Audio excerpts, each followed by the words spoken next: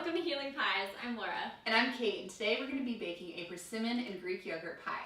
Persimmons are all over the grocery store this time of year, and they're really nutritious fruit, but a lot of people avoid them because they're kind of freaked out by them.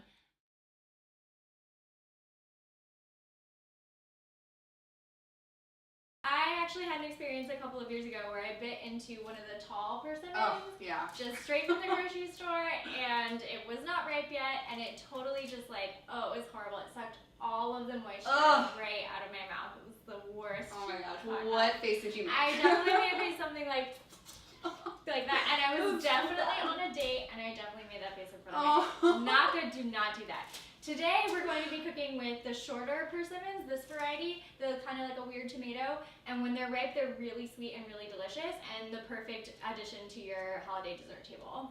And they have a ton of fiber. They are loaded with antioxidants. They have a ton of vitamin A, vitamin C, and a bunch of minerals. Magnesium, potassium, it's fantastic. That's awesome. I know about vitamin A. Vitamin A is the one that's good for your eyes, yes. Right? So really good for your healthy vision. And I've also heard that it helps prevent acne. Oh, yeah, I know Retin-A for your skin has vitamin A. Yeah, Retin-A is actually a derivative of vitamin A, so that makes sense. The same thing in the persimmon. Well, speaking of skin, vitamin C, which is my favorite vitamin right now, vitamin C not only helps to boost my immune system, but it also keeps me regular. Nice. And important. And it also helps to produce collagen naturally in my body instead of consuming animal collagen. Collagen's super important for your skin. It's very important for your skin, it's important for your hair, it's important for your nails. It's a fantastic vitamin. That's awesome. Yeah. And I actually hear that we're using persimmons in a pretty unique way. We are, yeah. So the way that I pureed the persimmons came about when my family friend dropped a ton of persimmons off at my doorstep. And it's fruit tree friends. The fruit tree friends. Gotta love them. Gotta love those fruit tree friends.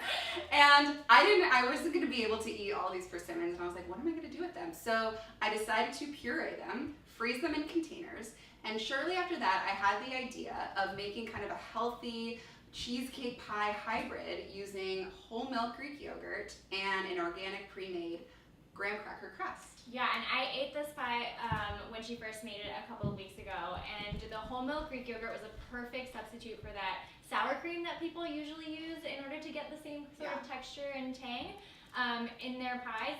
And sour cream really not a healthy ingredient for you, but whole milk Greek yogurt, super good for you, and I couldn't even tell the difference. Yeah, actually, you may have heard this. Nutritionists are starting to recommend eating whole milk Greek yogurt over non-fat or low-fat yogurt. Yeah, I have heard that. Yeah, and there's several reasons as to why that is, but the one that I'm going to share here is that there's less lactose in whole milk Greek yogurt than there is in regular yogurt, and it helps to prevent bloat. I know that lactose, often you get that horrible bloating feeling afterwards, so there's less in the whole milk yogurt. And Greek yogurt also has a ton of protein and less sugar than regular yogurt. That's awesome. So in addition to the puree, of the persimmon puree and the whole milk Greek yogurt, there are only 5 other ingredients in this pie filling. Flour, coconut sugar, an egg, Himalayan pink salt, and vanilla extract. That's it. That's it. So for the pie filling, we're going to start.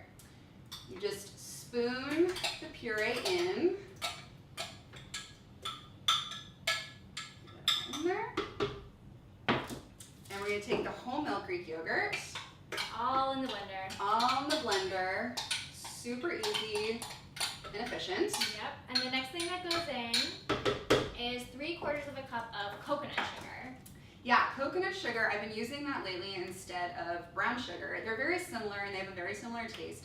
But brown cane sugar isn't as healthy. Coconut sugar is a much better option, and it's from coconut palm trees. Yeah, it's actually just the dehydrated sap from the trees. So it's super natural, and like Kate was saying, it's a healthier alternative to cane sugar because unlike cane sugar, which doesn't have any vital nutrients in it, there's actually some minerals and fiber, and I think even antioxidants in the coconut sugar. And in addition, it has a lower glycemic index than cane sugar does, which just means it's going to raise your blood sugar less than the cane sugar will.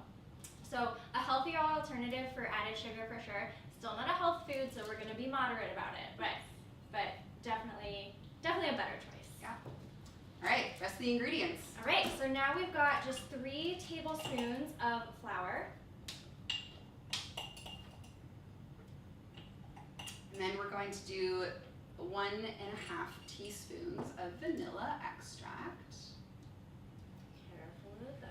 Well, steady hands. Steady hands, and then our egg. And finally, a 1/4 teaspoon of Himalayan pink salt. And then we just cover our blender, blend it up until it's nice and smooth, and then we're gonna pour the filling in our pie crust.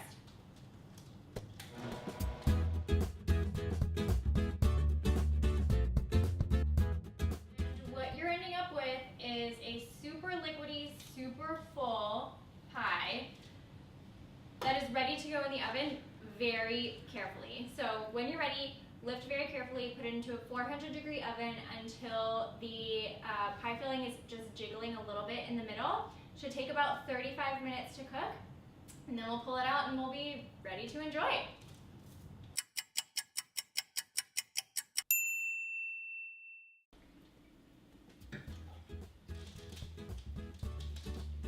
Mmm. So good. So our favorite way to eat this pie is chill. When you take it out of the oven, let it sit, let it cool off, cover it, and stick it in the fridge or even the freezer, depending on how cold you want it. Let it sit for several hours, take it out when you're ready, and enjoy it. It's awesome. This pie is so delicious. You have to make it. And so click the link below for the full recipe, subscribe, because next week